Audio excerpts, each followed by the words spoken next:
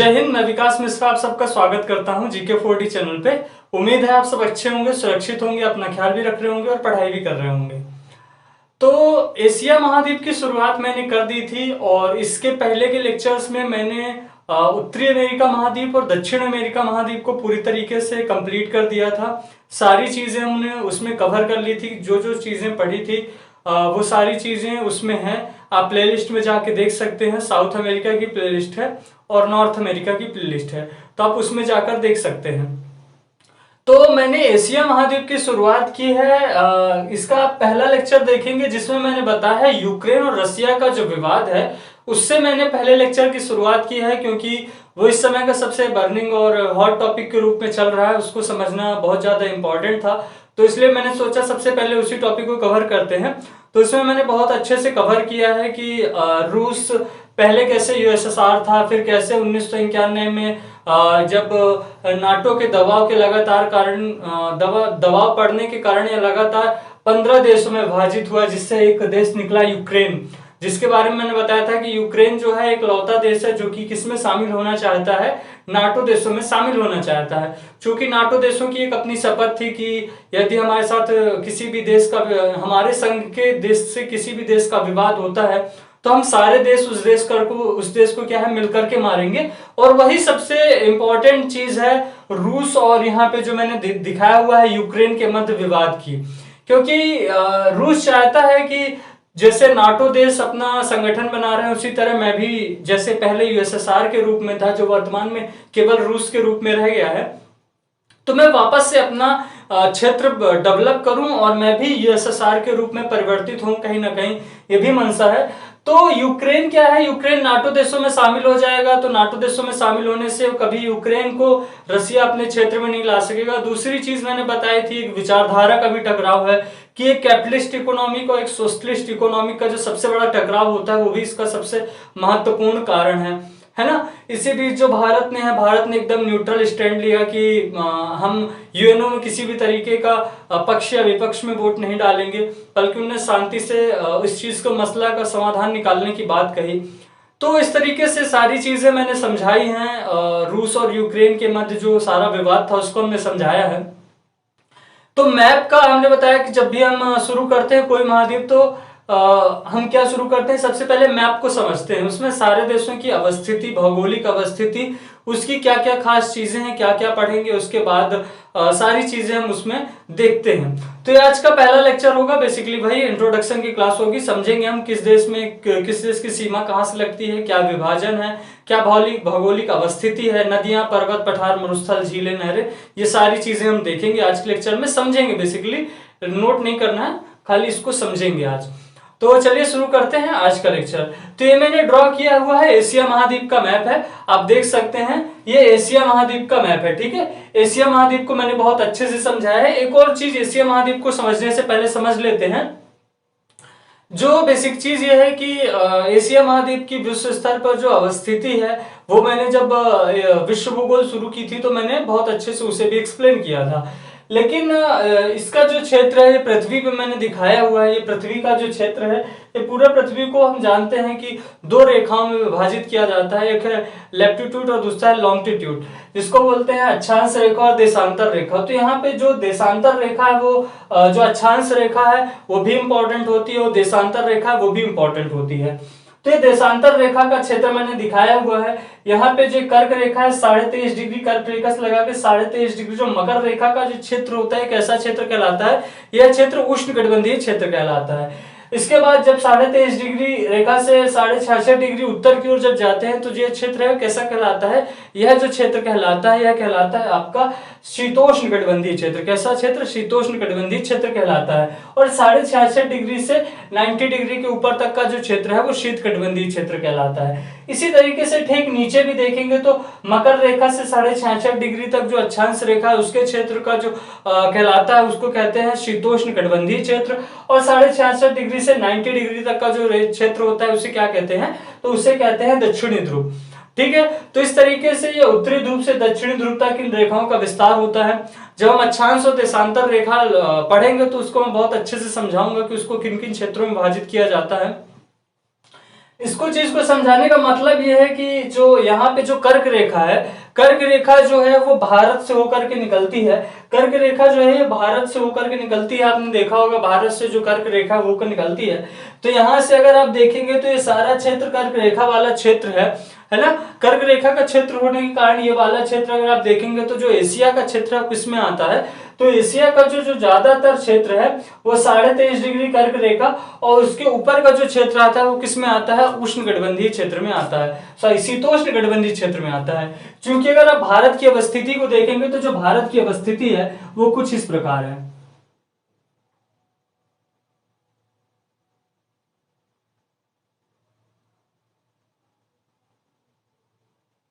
तो भारत की स्थिति कुछ इस प्रकार है विश्व स्तर पर।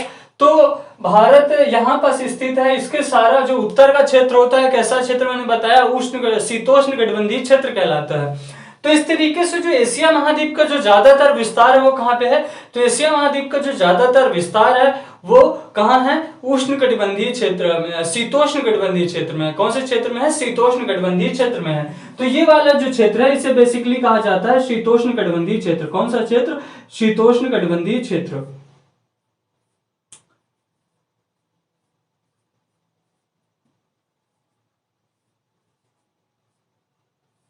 तो ये वाला जो क्षेत्र है इसे शीतोष्ण कटिबंधीय क्षेत्र कहते हैं। तो आप याद रख सकते हैं कि भारत और भारत से जो बेसिकली नीचे के देश है जिसमें आपका Thailand, Cambodia, Vietnam, Malaysia, Indonesia और आपका न्यू गिनी देश जैसे, और थोड़ा सा फिलीपींस का हिस्सा आता है। तो बेसिकली ये विषुवत रेखा की आपकी कर्क रेखा में तो नहीं आते, लेकिन उसके आसपास के क्षेत्र में आता है उसका कुछ हिस्सा द्वीपों का। क्योंकि ये वाले जो देश है वो द्वीपों के रूप में है तो कुछ द्वीपों का हिस्सा इसमें आता है। तो लेकिन अगर मोटा मोटा बात करेंगे तो जो ज्यादातर हिस्सा है कि पूछा जाए कि वो जो आपका एशिया महाद्वीप का विस्तार वो किस क्षेत्र के अंतर्गत होता है, तो एशिया महाद्वीप का जो विस्तार है वो हमारा शीतोष्ण कटिबंधीय क्षेत्र के अंतर्गत है। ठीक है, शीतोष्ण कटिबंधीय क्षेत्र के अंतर्गत है। तो ये तो हो गई इसकी बात की हमारी अवस्थिति, भौगोलिक अवस्थिति कहाँ पास है। ठीक है, अब समझते हैं इस महाद्वीप को पूरा। तो ये पूरा महाद्वीप है आपका, पूरा एशिया महाद्वीप मैंने बनाया हुआ है। तो सबसे पहले समझते हैं कि एशिया महाद्वीप यूरोप महाद्वीप और अफ्रीका महाद्वीप से किस तरीके से अलग होता है। क्योंकि जो एशिया महाद्वीप की जो सीमा है वो किसी ना किसी तरीके से यूरोप महाद्वीप से भी लगती है और अफ्रीका महाद्वीप से भी लगती है। ठीक है, तो यहाँ पे मैंने जो ग्रीन कलर की पट्टी बनाई हुई है, तो ये ग्रीन कलर की पट्टी क्या कहलाती है, ये पट्टी बेसिकली पट्टी नहीं है, एक पर्वत श्रृंखला जिसको कहते हैं यूराल पर्वत। और यूराल पर्वत के यहीं पास एक स्थित है कौन सी, एक नदी बहती है जिसे हम कहते हैं कौन सी नदी, यूराल नदी भी कहते हैं। तो इस तरीके से ये इस क्षेत्र में प्रवाहित होती है, इस क्षेत्र में प्रवाहित होती है कहाँ पे, आपके रूस वाले हिस्से में, और ये आके कैस्पियन सागर में अपना जल गिराती है। तो ये कौन सा पर्वत है, ये यूराल पर्वत है, यूराल पर्वत और यूराल नदी।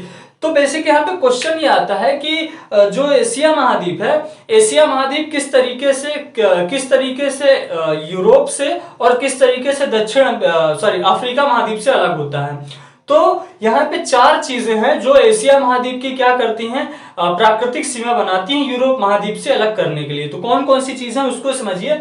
ये वाला क्षेत्र कहलाता है आपका यूराल पर्वत। कौन सा क्षेत्र है, ये वाला क्षेत्र कहलाता है आपका यूराल पर्वत का।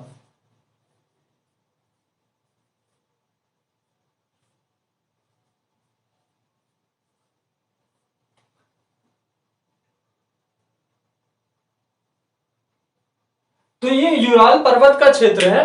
तो ये यूराल पर्वत प्राकृतिक सीमा बनाता है, और यूराल पर्वत के इस तरफ वाला जो रूस का हिस्सा कहलाता है उसे साइबेरिया कहा जाता है, और इस तरफ वाला जो हिस्सा है उसे क्या कहा जाएगा, यूरोपीय रूस के नाम से जाना जाता है, या कहा जाए तो यूरेशिया कहा जाता है। ये क्या हो जाएगा, ये साइबेरिया हो जाएगा। क्वेश्चन आता है कि साइबेरिया किसे कहा जाता है, तो साइबेरिया बेसिकली वह क्षेत्र है जो कि एशिया महाद्वीप का रूस वाला जो हिस्सा है उसे साइबेरिया कहा जाता है, और रूस का वह हिस्सा जो कि यूरोप महाद्वीप के अंतर्गत आता है उसे क्या कहा जाता है, यूरेशिया। अर्थात यूरोप का एशिया वाला हिस्सा जो है वो क्या कहलाता है, ये यूरेशिया कहलाता है। ठीक है, इसी तरीके से एक चीज याद रखिएगा, दो देश ऐसे हैं जो यूरोप में भी हैं और एशिया महाद्वीप में भी हैं। कौन कौन से, एक तो हो जाएगा आपका रूस, रूस विश्व का सबसे बड़ा देश है, तो इसकी ये एशिया महाद्वीप में भी है, और इस महाद्वीप के जो ये वाला यूराल पर्वत की जो इस तरफ वाला हिस्सा आप देख रहे होंगे,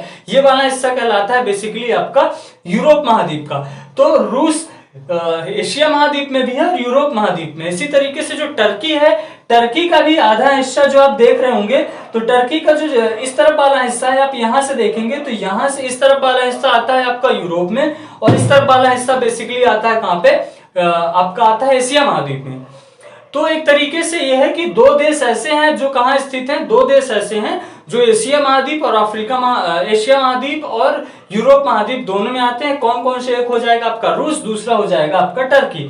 ठीक है, अब मैं बता रहा था कि सीमा से कैसे अलग होते हैं। तो इसकी प्राकृतिक सीमा है, कोई बाउंड्री नहीं बनी हुई है, प्राकृतिक सीमा से अलग होता है यूरोप महाद्वीप एशिया महाद्वीप से। कैसे? तो मैंने बताया यूराल पर्वत और यूराल नदी इस तरह की सीमा निर्धारण करते हैं। यहां पास एक मैंने ग्रीन डॉट बनाया हुआ है, तो इसको बोलते हैं काकेशस पर्वत। काकेशस पर्वत का जो विस्तार है काला सागर और कैस्पियन सागर के मध्य में है। काला सागर और कैस्पियन सागर के मध्य में किसका विस्तार है? काकेशस पर्वत का विस्तार है। तो काकेशस पर्वत जो प्राकृतिक सीमा बनाता है उसको यूरोप महाद्वीप से एशिया महाद्वीप को यूरोप महाद्वीप से अलग कर देता है। इसी तरीके से कैस्पियन सागर और काला सागर भी एशिया महाद्वीप को यूरोप महाद्वीप से अलग करने का काम करते हैं। तो सीधे क्वेश्चन आता है कि निम्नलिखित में से कौन सी चीजें एशिया महाद्वीप को यूरोप महाद्वीप से विभाजित करती हैं? तो उसमें आप चार चीजें याद रखेंगे। कौन कौन सा? यूराल पर्वत, यूराल नदी, फिर दूसरा हो जाएगा काकेशस पर्वत, तीसरा हो जाएगा कैस्पियन सागर और चौथा हो जाएगा काला सागर। हालांकि कैस्पियन सागर नाम के लिए सागर है, सागर नहीं है, झील है। विश्व की सबसे बड़ी झील है कैस्पियन सागर झील, पूरा नाम याद रखिए, कैस्पियन सागर झील है। ठीक है, तो इस तरीके से क्या हो जाएंगे, ये मैंने सीमा बता दी कि ये यूरोप महाद्वीप से किस तरीके से अलग होते हैं। तो यूरोप महाद्वीप से चार तरीके की प्राकृतिक सीमा बनती है, यूराल पर्वत और यूराल नदी, और उसके बाद हो जाएगा आपका काकेशस पर्वत, उसके बाद हो जाएगा आपका कैस्पियन सागर, उसके बाद हो जाएगा काला सागर। इस तरीके से मिलकर के चारों चीजें अलग करती हैं यूरोप महाद्वीप को एशिया महाद्वीप से। इसी तरीके से आप यहां पास देखेंगे तो सऊदी अरब का क्षेत्र है। सऊदी अरब के बीच में सऊदी अरब और ये वाला जो क्षेत्र आप देख रहे हैं, ये वाला जो पूरा हिस्सा देख रहे हैं, इसको क्या कहा जाता है? अफ्रीका। क्या कहा जाता है? ये वाला क्षेत्र बेसिकली कहलाता है आपका, ये वाला क्षेत्र जो आप देख रहे होंगे, ये यहाँ पे मैंने ए लिख दिया है, तो ये अफ्रीका वाला क्षेत्र है। ठीक है, अफ्रीका है। अफ्रीका महाद्वीप से अलग होता है एशिया महाद्वीप। तो मैंने आपको दो चीजें बताई थी, एक बताई थी स्थल संधि, एक बताई थी जल संधि। स्थल संधि एक ही देखने के लिए मिलती है, एक ही इंपॉर्टेंट है। क्या नाम है? सिनई स्थल संधि। क्या नाम है इसका? सिनई स्थल संधि नाम है। सिनई स्थल संधि क्या है? दो जलीय क्षेत्रों को अलग करती है और स्थलीय क्षेत्रों को जोड़ती है। जल संधि का क्या काम होता है? जल संधि का काम होता है कि दो जलीय क्षेत्रों को जोड़ना और स्थलीय क्षेत्रों को अलग करना, जबकि स्थल संधि का काम होता है दो स्थलीय क्षेत्रों को जोड़ना और जलीय क्षेत्रों को अलग करना। तो कौन से दो जलीय क्षेत्रों को अलग करती है? तो ये वाला जो आप क्षेत्र देख रहे होंगे, यहाँ पास जो पूरा क्षेत्र यहाँ पर सब देख रहे हैं, तो इसका कहा जाता है, क्या कहा जाता है? भूमध्य सागर का क्षेत्र है। और यहाँ पास आप ये देख रहे होंगे, तो यहाँ पास मैंने लिखा है लाल सागर। लाल सागर, यहीं पे आपकी स्वेज नहर स्थित है, यहीं पे मृत सागर स्थित है। कौन सा? मृत सागर स्थित है। तो मृत सागर, लाल सागर और स्वेज नहर, ये तीनों कहां पास स्थित है? अफ्रीका महाद्वीप के इस तरफ स्थित है। भूमध्य सागर कहां स्थित है? इस तरफ स्थित है। तो भूमध्य सागर और लाल सागर या स्वेज नहर को अलग करने का काम करती है कौन सी जल संधि? सिनई स्थल संधि। सॉरी, जल संधि नहीं, स्थल संधि कहते हैं। तो सिनई स्थल संधि अफ्रीका महाद्वीप को किस महाद्वीप से अलग करती है? अफ्रीका महाद्वीप को एशिया महाद्वीप से अलग करने का काम करती है। और दो जलीय क्षेत्रों को अलग करती है, कौन कौन से? भूमध्य सागर और कौन सा सागर? लाल सागर। और कौन से दो क्षेत्रों को जोड़ती है? तो आपका हो जाएगा मिस्र। मिस्र के क्षेत्र को सऊदी अरब, जॉर्डन और इजराइल के क्षेत्र से जोड़ने का काम करती है सिनई स्थल संधि। ठीक है, तो जॉर्डन, इजराइल और सऊदी अरब हो जाएंगे एशिया का, और मिस्र देश हो जाएगा आपका किसका? अफ्रीका महाद्वीप का। तो इस तरीके से ये हो जाएगी सिनई स्थल संधि। तो ये हो जाएगी किससे अलग करती है? आपकी अफ्रीका महाद्वीप से अलग करती है। और इस तरफ वाला जो क्षेत्र है, पूरा क्षेत्र अलग ही है। क्यों अलग है? क्योंकि ये वाला क्षेत्र अगर आप देखेंगे तो ये वाला क्षेत्र इस तरफ अगर आप देखेंगे तो इस तरफ पूरी तरीके से प्रशांत महासागर का विस्तार है। ठीक है, तो प्रशांत महासागर का विस्तार इस तरफ से जाएंगे तो और पूर्व में जो आप जाते जाएंगे तो आपको वापस से कौन से महाद्वीप मिलेंगे, तो उत्तरी अमेरिका महाद्वीप और दक्षिण अमेरिका महाद्वीप मिलेंगे। जब आप पूरे नक्शे को अगर गोल करके देखेंगे, जैसे कि अगर आपने एटलस देखा होगा तो एटलस में तो पूरा प्लेन रहता है, लेकिन अगर आपने ग्लोब देखा होगा तो ग्लोब में पूरी धरती गोलाकार होती है। तो वही चीज है कि इस तरफ जाएंगे तो आपको वापस से उत्तरी अमेरिका और दक्षिणी अमेरिका महाद्वीप देखने को मिलेगा। तो इस तरफ सीमा का निर्धारण नहीं है। बेसिकली इस तरफ यूरोप महाद्वीप और ये आपका अफ्रीका महाद्वीप से सीमा अलग होती है। मैंने बता दी यहाँ पर 4 चीजें हैं और यहाँ पे इसने स्थल संधि के माध्यम से अलग होती है। ठीक है, यहाँ पास देशों की अवस्थिति देख लेते हैं, कौन कौन से देश किस जगह पे आते हैं। तो देख लीजिए, ये वाला जो आपका रूस वाला देश है, रूस का जो पूरा हिस्सा है ये किसमें आता है, तो जो रूस का पूरा हिस्सा है वो आता है आपके ये आपका कहलाता है नॉर्थ एशिया। कौन सा देश कहलाता है आपका, नॉर्थ एशिया कहलाता है। ठीक है, जबकि आपका जो ये वाला देश है कजाकिस्तान, उज्बेकिस्तान, तुर्कमेनिस्तान, किर्गिस्तान और तजाकिस्तान, ये जो 5 देश हैं ये कहलाते हैं सेंट्रल एशिया के देश। जबकि आप यहाँ के जो सारे देश देखेंगे जिसमें टर्की है, सीरिया है, इराक है, ईरान है, सऊदी अरब है, यमन है, ओमान है, पाकिस्तान, अफगानिस्तान वाले जो क्षेत्र हैं ये कहलाते हैं आपके पश्चिमी एशिया वाले देश कहलाते हैं। जबकि जो अगर भारत हो जाएगा, भारत, नेपाल, भूटान, म्यांमार, बांग्लादेश, ये वाले जो देश हैं ये आपके कहलाते हैं आपके कौन से देश, आपका इस तरफ हो जाएगा नॉर्थ, उत्तर की ओर हो जाएगा आपका नॉर्थ, इस तरफ हो जाएगा साउथ। तो ये साउथ मतलब दक्षिण एशिया के देश कहलाएंगे। जबकि इस तरफ आप आएंगे तो इस तरफ के जो आपको देश हैं, यहां से आप देखिए Myanmar, Laos, Thailand, Cambodia, Vietnam, Malaysia, Indonesia, Philippines के बाद न्यू गिनी, और ये वाले जो देश हैं ये कहलाते हैं आपके दक्षिण पूर्वी एशिया वाले देश। कौन से देश, दक्षिण पूर्वी एशिया वाले देश। आपका चीन के बाद हो जाएगा उत्तरी कोरिया, दक्षिणी कोरिया, जापान और ताइवान, ये देश आते हैं आपके पूर्वी एशिया वाले देश हैं। कौन से देश हैं, पूर्वी एशिया वाले देश हैं। तो इस तरीके से इनको विभाजित किया जाता है। क्वेश्चन कई बार घुमाने के लिए आ सकता है कि निम्नलिखित में से कौन सा सेंट्रल एशिया का देश है, कौन सा दक्षिण पूर्वी एशिया का देश है। इस तरीके से क्वेश्चन आते हैं तो इनको हम नोट कराएंगे। तो ये बेसिकली इंट्रोडक्शन की क्लास है। तो इंट्रोडक्शन क्लास में हमें अवस्थिति समझने की किस जगह पे कौन सी चीज स्थित है। ठीक है, और यहाँ पे आप देख रहे हैं कैस्पियन सागर है, काला सागर है। इस तरफ मैंने बता दिया भूमध्य सागर है। अफ्रीका महाद्वीप और सऊदी अरब के बीच में जो सागर पड़ता है उसको बोलते हैं लाल सागर। यहीं पे स्थित है मृत सागर भी स्थित है। ठीक है, और यहाँ पे सऊदी अरब के उत्तर में आएंगे तो यहाँ पे आपको दिखेगी फारस की खाड़ी। कौन सी खाड़ी, फारस की खाड़ी। यहाँ पास से भारत के नीचे आपको पता है हिंद महासागर, इस तरफ आएंगे तो अरब सागर, इस तरफ आएंगे तो आपको कौन सा सागर दिखेगा, इस तरफ आएंगे तो आपको दिखेगा बंगाल की खाड़ी का क्षेत्र दिखेगा। ठीक है,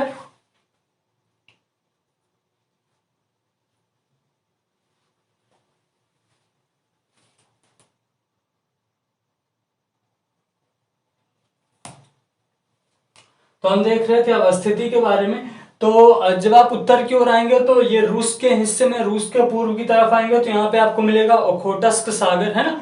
इनकी अवस्थिति जानना बहुत ज्यादा इंपॉर्टेंट है। क्यों, क्योंकि जल संधियों में काम आएंगे, जलमार्ग में काम आएंगे, नदियां अपना मुहाना कहाँ बनाती है वहां पर भी काम आएंगे। साथ ही साथ किस जल संधि के पास कौन सी प्रमुख चीज स्थित है। जैसे यहीं पर मैं आपको बताऊंगा कि आपको जो आपका सुमात्रा, जावा और ये मलेशिया के जो देश के द्वीप हैं, इन द्वीपों पर विश्व का सबसे सक्रिय ज्वालामुखी क्रकताउ ज्वालामुखी स्थित है ना। तो ये जल संधियों में काम आएंगे। तो यहाँ पे जो सागर की अवस्थिति है वो भी जानना बहुत ज्यादा इंपॉर्टेंट होता है, क्योंकि वो 3 जगहों पे जुड़ते हैं। एक तो जल संधियां, दूसरा कौन से सागर पे कौन सी नदी मुहाना बनाती है, तीसरा ये कि उस सागर की खास विशेषता क्या है अपनी। तो वो सारी चीजें भी वहां पे जानना बहुत जरूरी है।